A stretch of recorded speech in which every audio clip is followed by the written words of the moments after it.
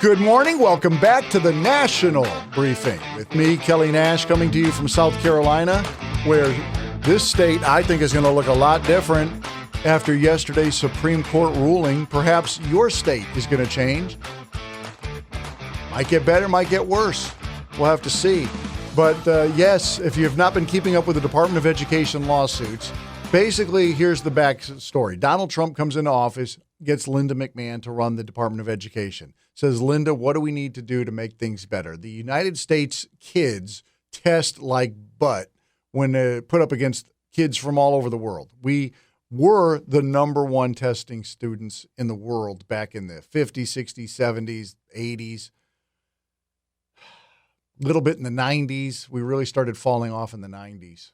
But today we're behind everybody. Not everybody. That's an over-exaggeration. We're like 36th in the world right now.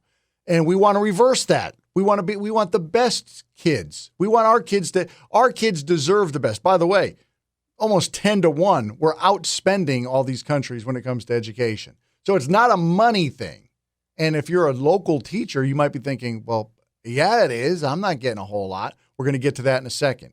But yesterday, the Supreme Court said that Linda McMahon and Donald Trump have the power, the authority is vested in them to reimagine how the Department of Education looks. And a big part of that is how many employees do we have? Linda McMahon said, we are very bloated. You never want to hear those words. We're bloated. You don't want your trainer saying it. They want you lean. You don't want your business being bloated. Nobody wants bloated anything. Maybe sumo wrestlers. Outside, if you're going into the sumo wrestling gig, I don't know, maybe you need bloated. Not here, not at the education department. And we've seen the results and we don't like them. So Linda McMahon said, we have a lot of just bureaucrats here. We want to start firing people. And she tried that. And as she was in the middle of firing people, that's when you get a lower court injunction. No, you don't have that power. You can't do it. It was settled yesterday at the Supreme Court level. And Donald Trump celebrating shortly thereafter. We had a big win with the Supreme Court on the Department of Education. We want, as you know, we want to bring education back to the states, take the federal government out of it. A little tiny bit of supervision, but very little, almost nothing, like to make sure they speak English. That's about all we need. What an authoritarian. He always does that, right? The authoritarian Donald Trump. You go back to COVID. I don't think we should force people to wear masks. Let the states decide. If they want to force their citizens to wear masks, that's up to them. He's going to kill everybody. He's an authoritarian who's trying to return the power to the states the way it was envisioned by the founding fathers. Okay, so Trump consistently wants the states to run things, and the Department of Education is so bloated that they have overreached and have been putting all kinds of crap into the school districts that they're forced to jump through hoops in order to satisfy the requirements. Currently, the president of the National Education Association is Becky Pringle. This woman demands satisfaction, as you're going to hear. This is from earlier this month. She is at a big conference for the National Education Association. And again, I'm assuming she's going to talk about the falling math scores, reading scores, science scores. Is that what's on Becky's mind? Diversity, equity, and inclusion. Say the words. Say the words. Say them. Say them out loud. Diversity. Say them again.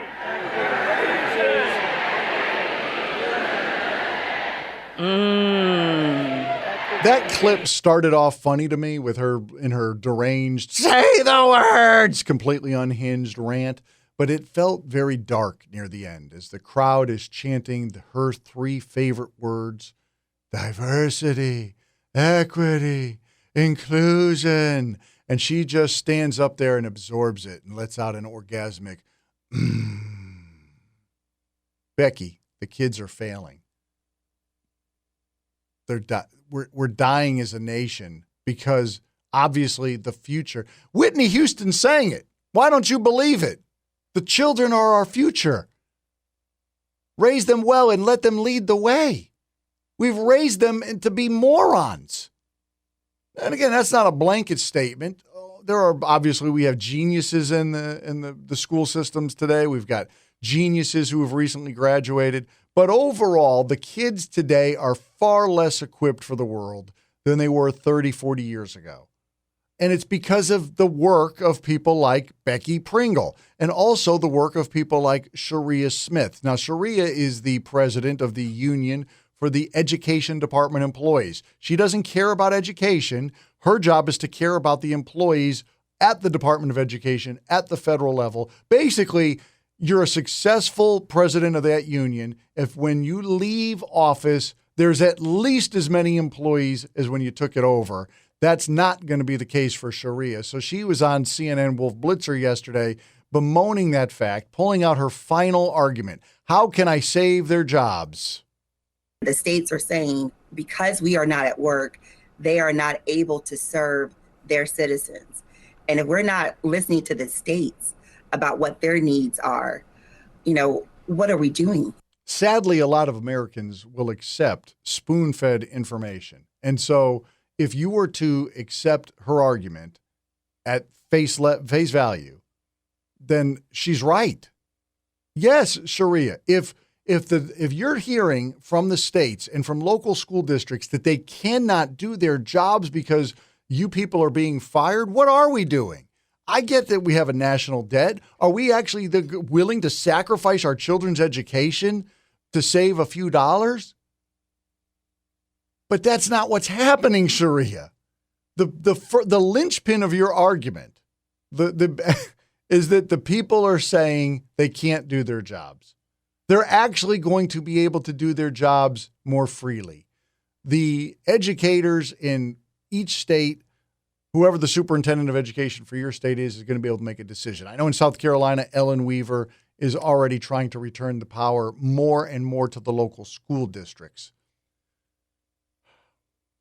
They don't have to jump through the DEI stuff anymore. They're not going to have to jump through a lot of stuff anymore.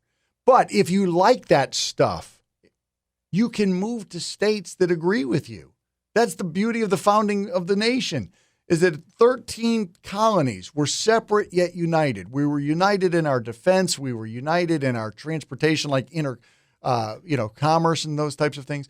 But we were diverse when it comes to a lot of things, tax rates, education, all of it. If you don't like what's going on in South Carolina or Texas or Florida or Georgia, you can move. There are liberal states. You want warm weather because a lot of people say, it's the South. Oh, the South's only great because they got the warm weather. Move to California. They got plenty of warm weather out there for you. And they got a lot of liberalism for you. You can move to, there's a bunch of states. You want to move to the middle of the country, you got Illinois, you got Washington. There's a myriad of liberal states that will be run exactly the way they've been run today. Ain't going to happen here. This is a big win for students who happen to have the good fortune. Winning the DNA lottery of being born in the United States was a big win. Now it's a bigger win if you're born into a conservative state. You're going to get a better education. That money from the federal level is going to come back to the states. They can have better equipment, pay their teachers more security, whatever it is that they decide at the local levels. America, this was a huge win for us. I celebrate it.